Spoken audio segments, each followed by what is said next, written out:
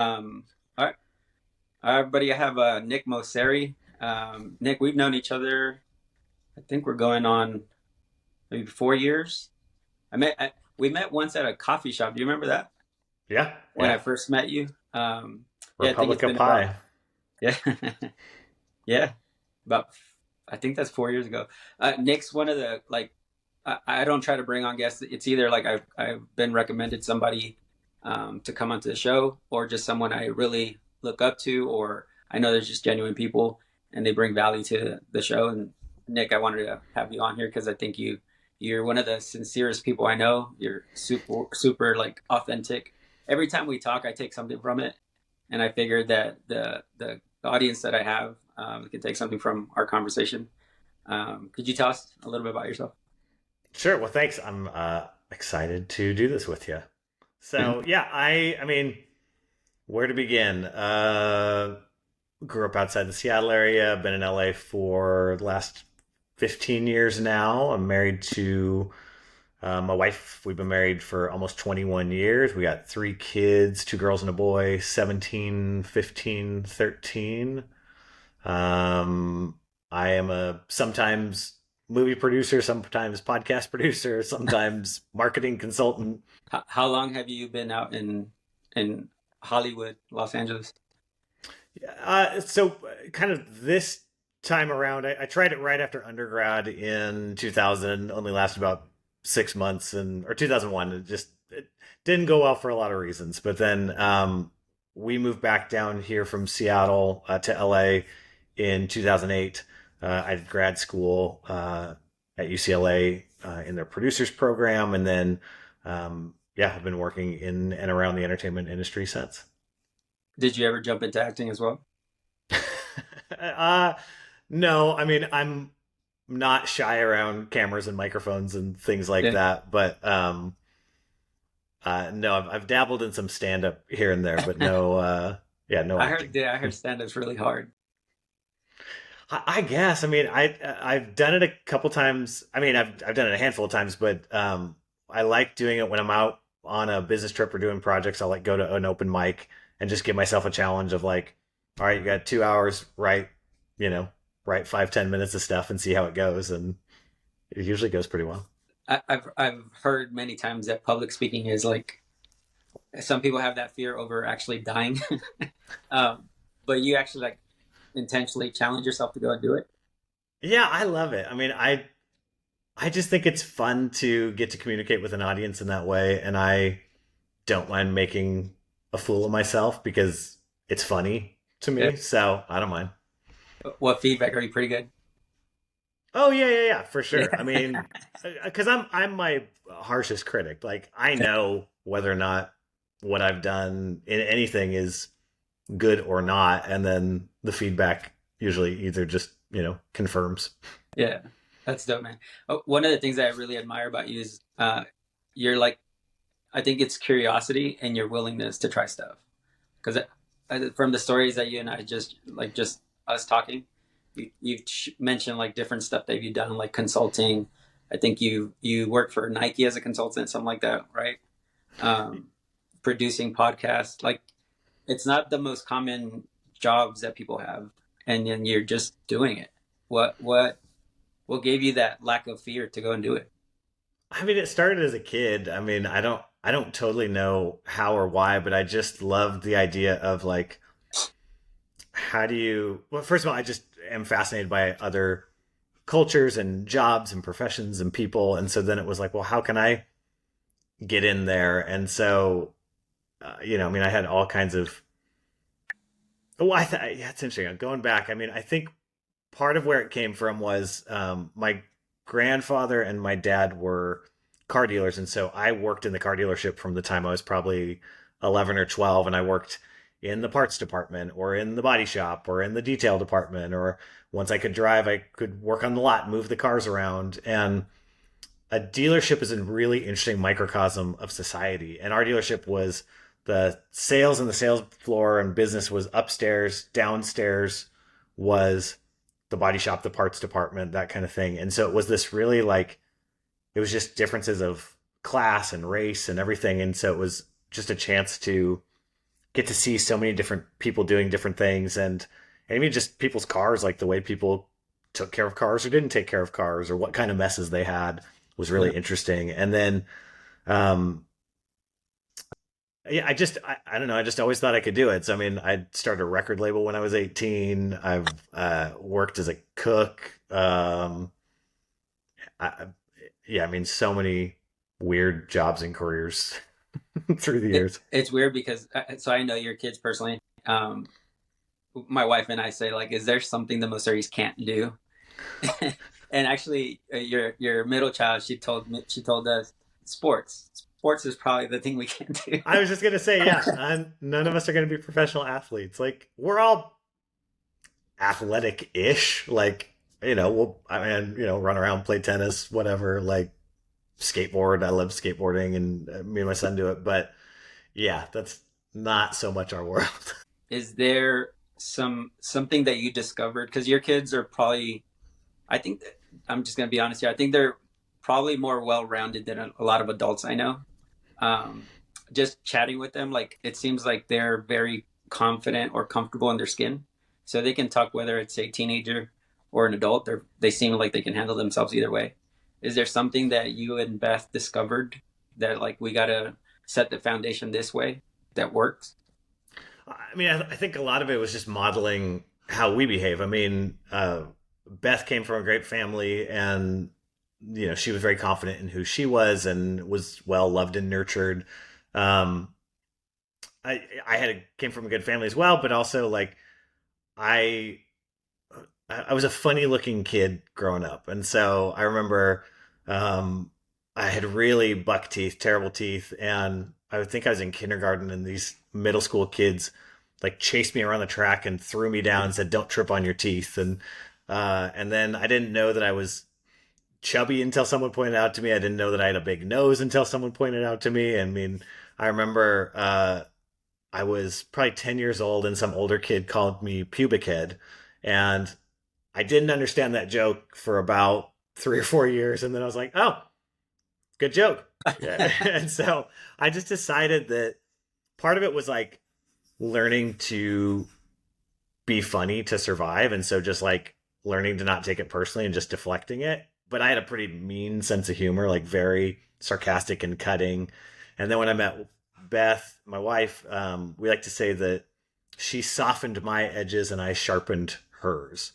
Huh. And I think that, just being with someone who really did love me for me, warts and all, um, and then vice versa, seeing that, there is a way to, I don't know, just be a little bit more aggressive and fearless at times with things. And so in that, I think we were really comfortable in our skin, and knew who we were. And then when we had our kids, um, we're just trying to be really thoughtful about uh, just loving and liking them each uniquely, and celebrating who they are and who they were when they were younger, and also, yeah, I think just trying to yeah, instill in them that like being who they are is who they're supposed to be. Like, you don't need to worry about everyone else, and everyone else is really worried about themselves anyways. And so, Right. you know, yeah. Was there something maybe you learned along the way, like tangible? Like, uh, I'm around a lot of teenagers with just church and ministry stuff. I think your kids are probably one of the few that don't have a cell phone that they carry with them all the time. Is that something intentional, or was it like you guys learned that that's not the direction to go, or what are some things like that that you guys figured out?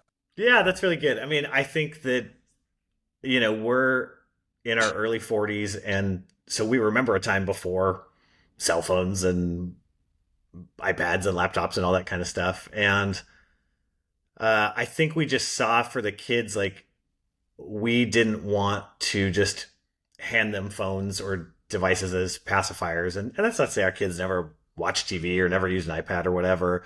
Um, but we felt, as we had to introduce into our lives, like the pull of those devices is so strong, and the pull of social media, and getting caught up in what people think and say and all that stuff. Like, is so powerful that it just felt irresponsible to put it in the hands of a child without a lot of supervision. And we're not policing everything they do, but because we trust them, but we also check in a lot. And we do check search histories and all that kind of stuff. And but we did make a conscious decision that not to give them phones. And kind of our tweak on that was when they've turned 15, we've got them Apple Watches because we can still text them. They can, call us if they need to. And um, yeah, I think we just felt like adding just that pressure and that outside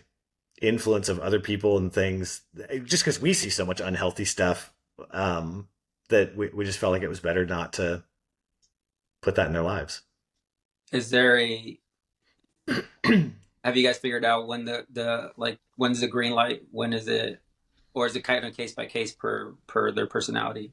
Like when they can have a phone, be more responsible with it, or like dating. Like I've had a conversation with your kids that dating's not at the top of priorities. Like period, school and getting yourself further ahead is a priority, which I don't hear that often with kids, and I don't hear that's an intentional thing. So I'm curious if there's like I don't know, an equation in your guys' mind where you figure like this is the time to do it.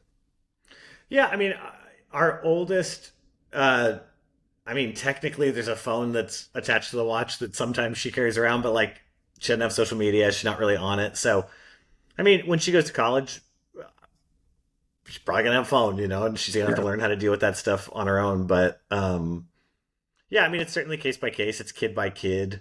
But it's been really nice to avoid just some of the more damaging stuff that we've seen friends and others experience with that. And then, with our kids, like we love hanging out with them. Like we spend so much time with them. Like we all get up at the same time and we have breakfast together most days and we have dinner together most nights. And on weekends, we're hanging out and going and doing stuff together. And even evenings, we don't watch, I mean, like we'll watch shows together sometimes, but most of the time, like we're in the living room, like reading, listening to music, hanging out. The kids will be in there. And, the kids sometimes in the living room will have devices, but they're doing art or they're making music. Yeah, I mean, the dating thing, like, I think dating, unless you can do something about it, like get married, is super pointless. And so it's like, just save yourself. I mean, I went through so much heartache and heartbreak and angst and emotion trying to quote unquote date people when I was in, middle school and high school and even college. And like, it just hurt. And I'm like, why do that to yourselves? And so, yeah, I mean, thankfully it hasn't been a big issue, but I'm also just like, why? To me, like so much is like, just don't waste your time on stuff that's not worth your time. Would you think that? Would you say that that's like a key philosophy for you? Because in the stuff I've we've had conversations about. It seems like I call it the Midas touch. Like everything you do seems to like turn to gold, but it seems very strategic, like intentional. It's not like just I'm gonna try it and we'll see.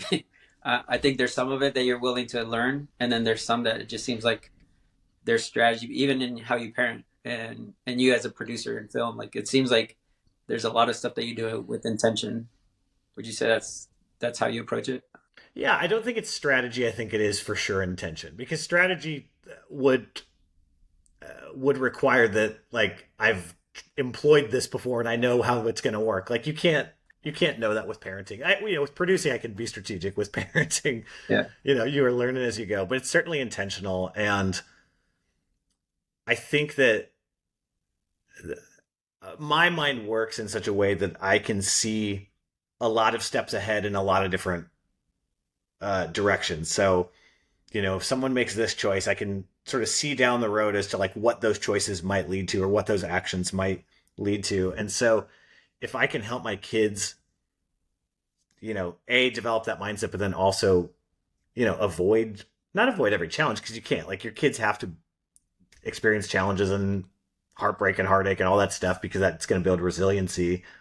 But there just is things that I've seen that it yeah, just it feels like if I can help be intentional with them and teach them how to be intentional, it's just going to serve them well longer term. So yeah, so I mean, I guess there is a lot of intention, but I mean, with parenting, like every kid, everything's going to throw you a loop in a different way. I mean, whether it's, you know, yeah, I mean, just every human being is wired differently. So, one kid's anxiety or another kid's, health issues or whatever, like you try to, you know, deal with each one in their own individual way, and then you hope for the best, and then at a certain point, which we're about to experience the next year, like they're out of the house, they're on their own, and we've told them too, like, look, you're gonna make mistakes, just try not to make the same ones over again,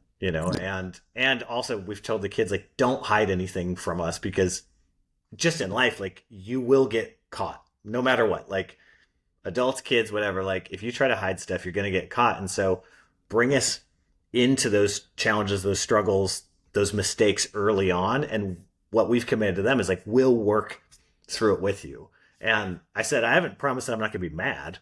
like, like I might be really upset, but know that that upset, that anger, frustration, whatever it is, comes out of a place of love.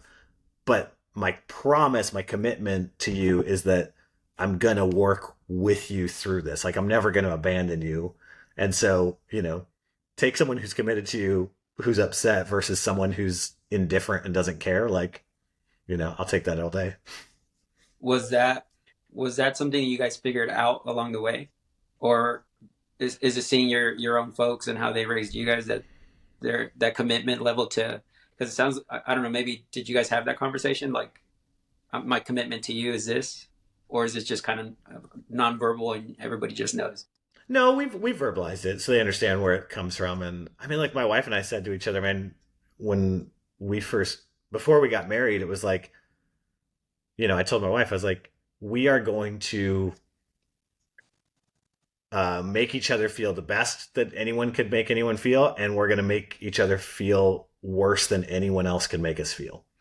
And Right. so, we hope not to make our kids feel terrible, but at the same time, like, we're going to make mistakes, we're going to mess up. And so I think we've also tried to model for the kids, like, some people do the, like, do as I say, not as I do.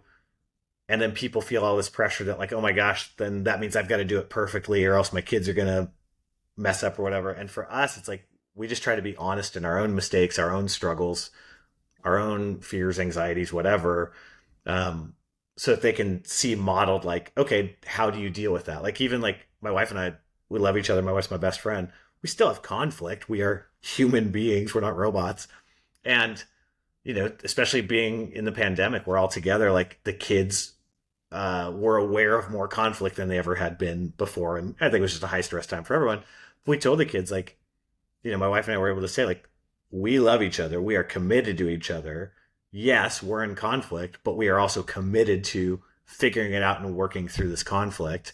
And then they see, whether it's, hours or a day or something later, like, okay, mom and dad are back on the same page. We don't go announce them, like, we're conflict free, we've figured out, it's not that, but they get to see that. I just think that's so important. I think it's so important for parents and just people to, not be afraid to admit mistakes, but also to then have that commitment to fill it, to seeing them through, to actually, like, go through the journey. And I think most people don't feel that with their bosses or their teammates or whatever. I mean, I try to do that when I'm producing. It's like, hey, don't hide problems from me. I love solving problems and I love to help solve them. So bring them to me. Yeah, I might get upset in the short term, but, like, I'm committed to figuring this out. You're not alone. And I think that's a huge thing, is communicating to people, whether it's your kids, your employees, your coworkers, whatever, that, like, you're not alone. So is this not a technically a parent thing, but like a human thing? Like, we should communicate, because there are some faults, I've noticed as well, that when people try to hide it and sweep it under the rug, it just comes back later and it bites you in the butt even harder. And especially if you don't have the support, you're almost dwindling down that hole even faster because you can't get yourself out. Um, it sounds like your world's kind of intertwined. Like your producer hat and dad hat don't seem to be that much different. Out of like it's your kids as opposed to an employee, but it seems like your personality or your gifts intertwine in those spaces. Yeah, I think that's true. I mean, I think it comes down to I love solving puzzles and problems, um and I love like getting into the mess and the muck with the kids, with people, and when I'm producing or whatever. Like, I again, it goes back to that curiosity. Like, there's no job, there's no role, there's no anything that is below me. Like, and so sometimes there'll be times when the kids have put off doing an assignment, and it's like, all right, like, I'm staying up with you. I need you to see that, like, this has a consequence. Like, I don't want to stay up, but I'm going to stay up with you because that's going to be helpful for you. I'm going to like work through this thing with you. And I think in that way it communicates to people a value and love in some sense, certainly with my kids.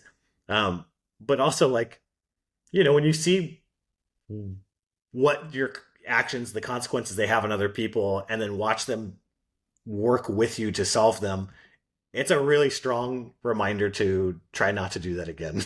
you know, as opposed to just getting yelled at or just getting, I don't know, punished or shamed or whatever. Like, I just don't think that has the same impact. I want to jump into that curiosity thing, but there's something that I'm curious about how you. It doesn't need to go political. Just the tension that happened during the political aspects of where society was during COVID with the George Floyd and the presidential stuff, and it seemed like not. I think there was tension because of division, where people were, as a generalization, where we were. How did you and Beth? Did you guys consciously have a discussion? This is how we're going to approach it. Us as a parents and husband and wife and household. Like, how are we going to deal with this? I would say we don't. Beth and I don't have, my wife don't have a lot of like separate strategy conversations. Like, this is how we're going to tackle it. I mean, sometimes we do, but I would say we tend to just use the dinner table, the breakfast table, as a time to sort of just talk through that stuff as a family. And I would say that she and I are aligned enough that we don't have to have a lot of like pre-planning conversations. We can kind of just jump into it. But with the pandemic and everything that was going on, we've just always had a policy of being honest to our kids. Like, we don't lie to them. Like, we keep it age appropriate, right? So I mean, at different stages and ages, you're going to tell them different things. But my kids are teenagers now, which means that like they're going to get the real, and so we talk about who the people are, why are these things happening, what systemically leads to these things, what are how are people reacting and responding, good, bad, otherwise. And I think that through all that stuff, like, the piece that we kept just talking about was that like people are not listening to each other, people are not loving each other, people are not for each other. And I think that there was such a time to put aside our preferences and seek common ground, or at least seek some understanding, and trying to look out for those who are most vulnerable. And unfortunately, that's not the decision that most people want to make. I think most people want to feel justified, accepted, right, and that's fine, but it's just limiting. I think that if you can look at, in any different situation, whatever your opinion, belief, stance, preference, whatever it is, like, there's still space to go, you person on this other side, you're a human being. Like, how do I develop relationship with you? And look, that doesn't mean be a doormat, and that doesn't mean that you let people hurt you, abuse you, any of that kind of stuff. But it's like, just trying to find a reasonableness. I guess we are just talking about curiosity. Does that, it sounds like it's intertwined in that as well. Just listening to the other side and be curious about maybe someone that doesn't sound like you, vote like you, look like you. Because that, in my opinion, that leads to empathy, where now empathy moves you as opposed to just taking a stance. And I think in many cases, most people are willing to be right at the cost of a relationship. And I think that's where we're not listening. 100%. Yeah. I mean, I think you nailed it. Like, I definitely think that true curiosity leads to empathy. Like, the more you know about people, I think the more that you can understand them and see the common ground. And, so as different political, social, whatever topics come up, I try to do my best to, do my research and kind of try to understand the other side. It's hard, right? I mean, I think it's hard for all different kinds of people, but I always feel like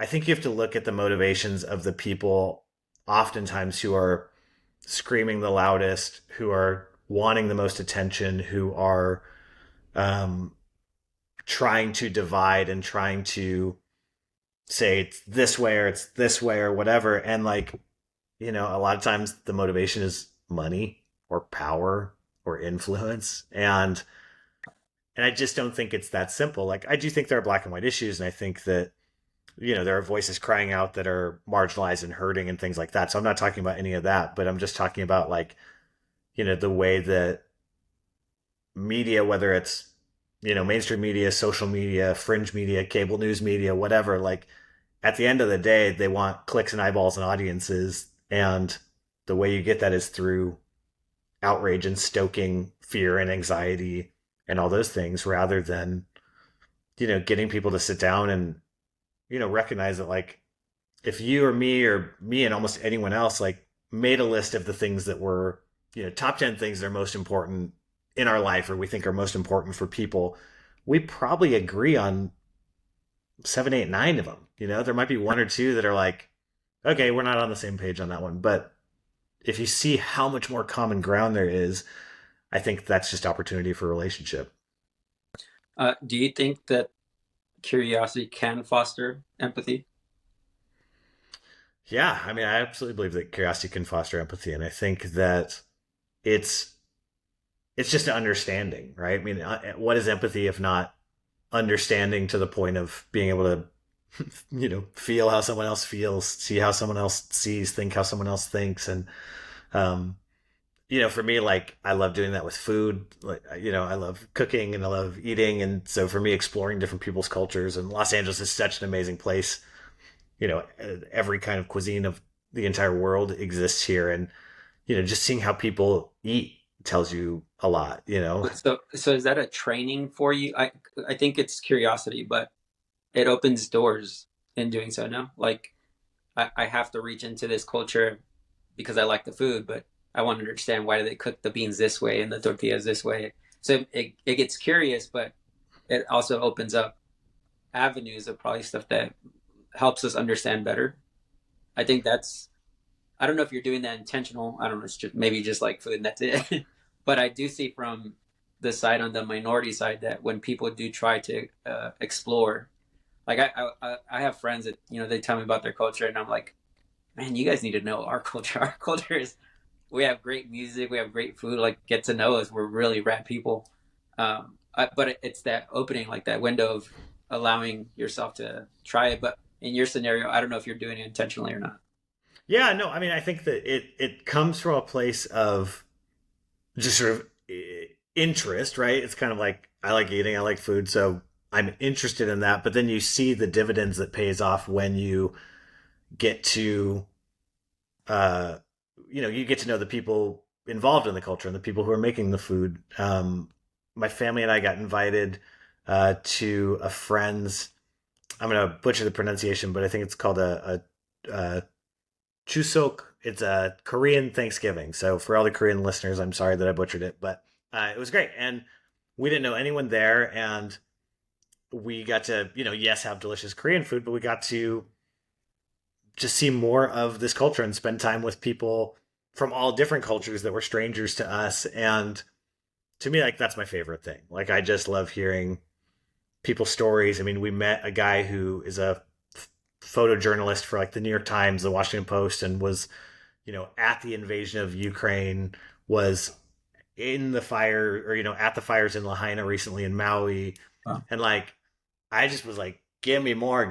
Like, I just want to hear more and more of that story. And found out he was ex-military and Canadian and all these kind of crazy things. And so, and we're doing that, having a meal that's new to us. And, So yeah, I mean, it is certainly, I try to operate with intention in terms of just engaging people that I get to meet, and it's like, and it doesn't always work. I mean, sometimes you just don't hit it off with someone, Yeah. but when I'm talking to people, whether it's professionally or personally or whatever, part of being curious too is, I've amassed a little bit of knowledge about a lot of different things. And so I try to drop little breadcrumbs that are going to lead to more conversation. So if I notice that, someone's got a certain type of shoes, or mentions a certain type of thing about their background or their education or their culture or something, like, I try to just pull on that thread a little bit to see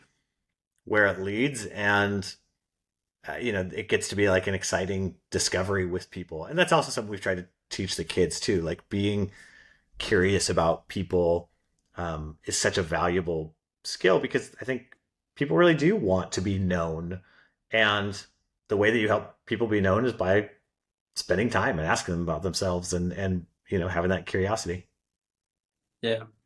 I do see that with your kids, that they try to see the people that's with them. They try to be present. It's pretty interesting. That's what I mean. Like, to see them, they're kids. They're still under 18. They're teenagers, but to see them interact just with people in general, you could put a 30, 40-year old and they're going to treat them like they're seeing the person and curious about their story.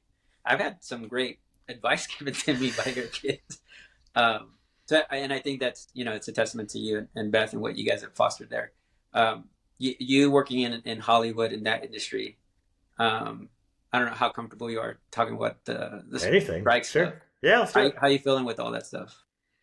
I'm really thankful that the studios and the companies made a deal for the writers that seems to address their issues and concerns, and so that's really exciting. And I hope that they do the same in the coming days and weeks with uh, SAG, the Actors Guild, because people got to get back to work. I mean, it's not just actors or writers; it's producers, it's crew, it's people with restaurants in LA Catering. who do, yeah, catering, like all of it. I mean, it's really hard. And I think that, one of the things that companies try to tell people is that, like, oh, it's a family, like we're all a family and blah, blah, blah, blah. And like, it's not true, and I think that family is a really bad metaphor for working, for professional things. Like, I think team is so much better. Like, let's be a team. Like, let's go achieve things. Let's go win a championship.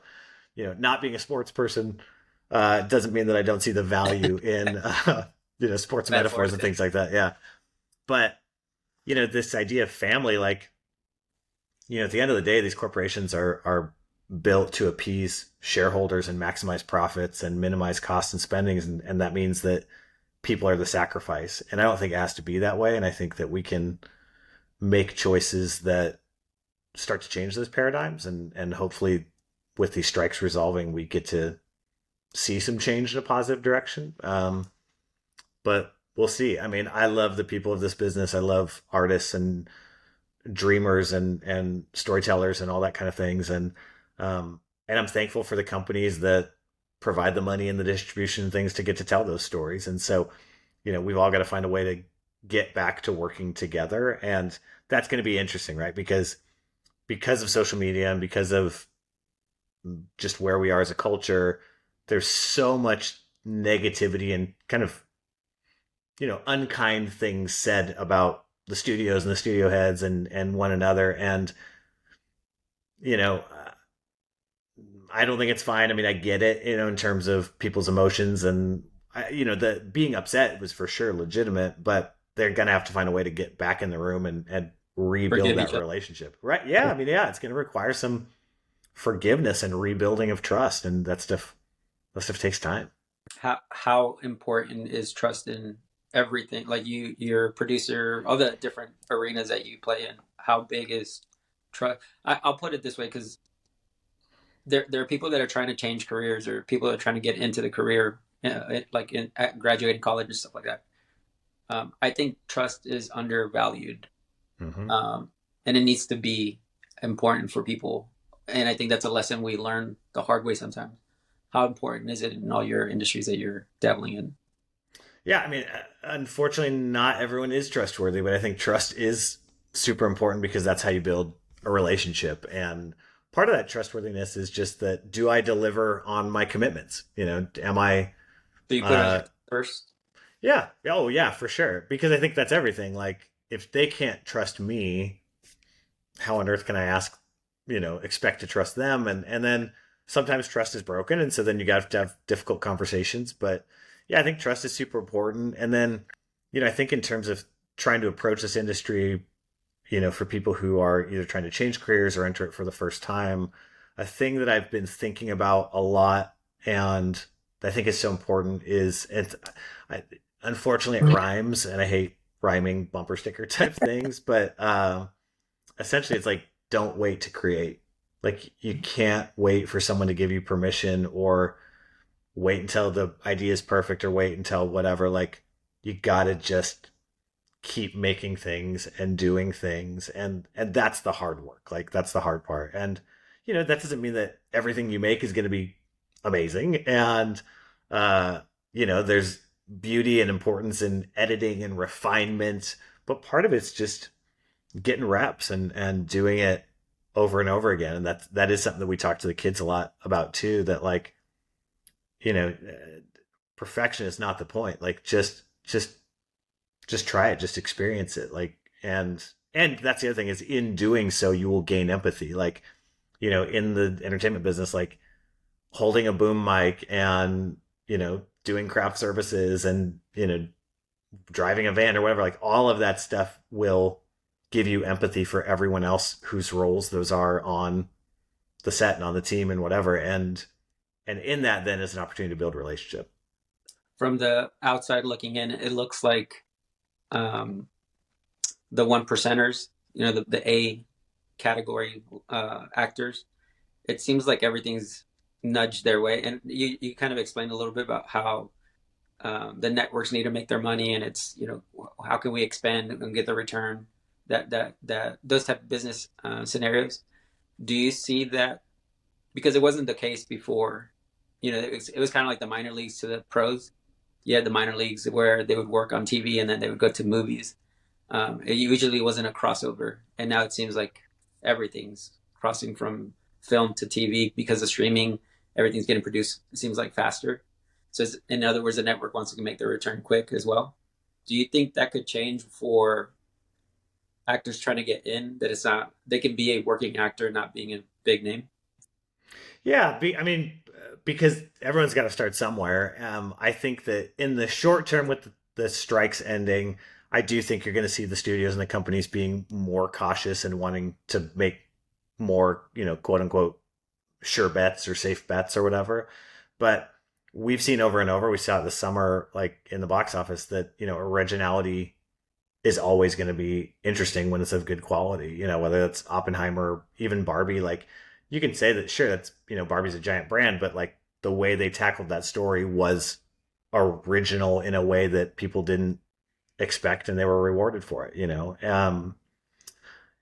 And then, it's hard to say. Like, I think that we are going to see more consolidation of buyers. I think you're going to see fewer places to make things, but then that creates opportunity for, I mean, out of that came YouTube at once upon a time. And, Right. I mean, so there's always going to be new things that pop up. And, whether or not people can make a career out of these things, I don't know. Like, I think that it's really important for people to be able to have other skills and jobs that they can utilize during lean times. Like, it's not a plan B or, or alternative plan or whatever. It's just like, to me, it's just wise. It's like, what else can you be doing to stay in it? Because this business, yes, sometimes there are overnight successes, but most overnight successes are 10 or 20 years in the making. And since it's a marathon and not a sprint, like, how are you going to train and how are you going to survive that marathon? So, for me, like, I've always had a background or always done work in marketing and advertising during the slow times and the lean times. And,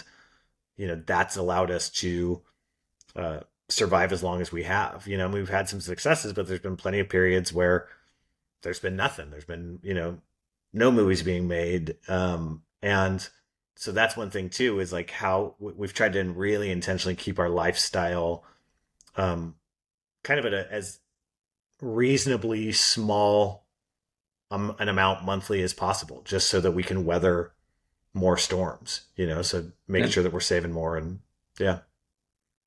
that's cool, man. That you said a little bit about, you use that sports metaphor about putting in the reps. uh, I'll say from my point of view, like curiosity is something new that I've been exploring. Um, I think people, general people outside of LA, that haven't crossed the line of I want to go as a, this is my dream. I've known since I've known Letty, my wife. I've known that she's wanted to be an actress. It's just always been there, and at some point she hit a threshold, and she's like, I have to go for it. It's not going to happen. And so we, as a couple, decided we're going to come to Los Angeles to help her succeed in that. And it's weird because I didn't have that DNA of the dreamer aspect. I had the dreamer in the sense of immigration, but I didn't have the dreamer aspect as in pursue and follow your dreams. And it's interesting because now, it feels like I'm late to the game.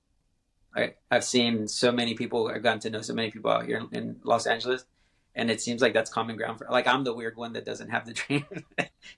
But now getting into it and exploring curiosity, and one of the things that's I can say this, that it's been life changing, is therapy. Mm-hmm. Just getting to know myself better. What are my strengths? What are some things that are deep there that I didn't know were for me? And that's really helped me. And just in the podcasting world, it seems like the sincere truth is there's no big return here. There's no big return as far as money goes. But I love stories. I love hearing like your story. I love hearing and talking to people and hearing what's worked for them, and who knows where this is going to go. I think that's my approach. Is it might take me somewhere else, and approach it in the storytelling concept. I really love that. You just did your own storytelling. You did a movie. You want to tell the audience, because this is on Amazon Prime, right? It's on the streaming network. Yeah, well, yeah, I'll tell about the movie here in a minute, but I want to touch on some of the things you're saying. I mean, first of all, like, you're such a great example of, like, you do the thing, like, you create the thing. So, like, you've built this brand, you've built this podcast, and you know why do the things that we do have to equate to money, right? Like, sometimes it's just for the joy or for the learning, and we can still hope that it might turn into something with some financial reward, but I think the experience is really the reward, and then those experiences, give you knowledge and insights that will then, allow you to make different moves later on. So I think that stuff's super important. And, with people who feel like they maybe have dreams or feel like they can't have dreams because of circumstances or whatever, um, I think it's important to always make time to do things that are life giving for you, whether that is, something artistic, or just taking a walk, or just slowing down, taking some time to breathe. And, not everything that we have to get after has to be, for money. Mhm. And I think that that's something that we miss. And yeah, I get it. It's also, we got to make money. that's, Yeah. that's the way this world works. So that one's tricky. And then on sports, I will admit that. So I do actually love sports, but I'm from Seattle, and Seattle's not always had great sports teams. And so I grew up with the Mariners. We had some Ken Griffey Jr. era, but that was short lived, and some Ichiro. But You guys and had then, Ray Allen with the Sonics for a bit, KD wow, we'll talk for a about the little Sonics bit. in a second. But so, the Seahawks weren't great until right about the time we moved, and then you're I'm moving to LA. You want to talk about what team does a Seattle fan hate the most? Is any and all teams from LA. And then, as far as basketball goes, I love the Seattle Supersonics, and when they were stolen from us. Until Seattle has an NBA team again, I am not You're boycotting. involving I'm boycotting the NBA. No one cares that I'm boycotting it, but for me and Yeah. mine, I'm boycotting it. So getting back to the movie, yeah. So yeah, Hold on before you jump on that. So right now you said about money's important, but why does it have to be about money? Where do you think there's a threshold? Like, do you think like if something's making you unhappy, is it worth sticking because you got to make a paycheck to pay your bills, or is there a threshold you think that you now need to revise your plan or review what you're trying to do? Yeah, it's a good question. I mean, I think first of all, you've got to think about like what makes you like, where is your happiness derived from? And, I don't think that work is necessarily where we should be finding our joy and happiness and purpose. However, we do spend a lot of our waking hours working because we got bills to pay and that kind of thing. And so I think that, if you're unsatisfied in your job, I think it's thinking about what is a type of thing that I would be more satisfied doing. Uh, what does that pay, and what choices might I have to make differently? So you might have to move to a different city to pursue something that is more satisfying. You might have to, or if you're going to choose to live in an expensive city, you might have to choose to live in a smaller apartment or whatever that is. And so I think that with all these things, it's just about weighing out like, what is the choices? What am I willing to give up and sacrifice for that sense of satisfaction? And do I love it enough to do it even if I'm not getting paid? I mean, Right. you could be an actor doing local theater or commercials or school performances or whatever and still derive joy and satisfaction while working a job. I think for people who want to be creative, I think if you can find a job that, pays your bills, but that also gives you enough mental and emotional space to create in the off hours, a place that you can go up and, you Put your know, yeah, but also like, like have a job that you don't hate, that you can go spend your 30, 40 hours a week doing it, that you can be, honor your commitment to that work. But then when that, day is done and you clock out, like now that's your time. And so what are you going to do with that time? I don't think it's never too late. I think it does get harder as you get older, because you tack on stuff into your life, mortgages, kids. So the responsibility, goes higher. But I don't think there's ever like it's now or never type of thing. I think you can build it out. At least that's been my experiences at 40, figuring this, what I enjoy doing. And right now I can call it a hobby because it doesn't pay. It's not a career, but it's fun. It's rewarding. It's this past Saturday, Disney did Disney Days, and they did an event for foster kids, and it was incredible. Like I've known I wanted to help with kids since I was a kid. Mm-hmm. And I'm 40 now, but it never like connected that's something that I should intertwine. It's just something I really wanted to give back to other kids, and being there and seeing the kids smile, that was worth any paycheck I ever got. I love that. And that to me is like the lesson I took from it was just get close to them. It might turn into something bigger, it might not, but I'm still doing something I love. So if I can get closer and be around them more and more, it might turn into there's my threshold. Like I can't do this. I can't be in two places at once. Yep. And enough, if someone believes in you enough, they might, buy into what your brand per se. And it was Totally. amazing, man. Like you can't. $1 million is not worth that smile. That smile was everything.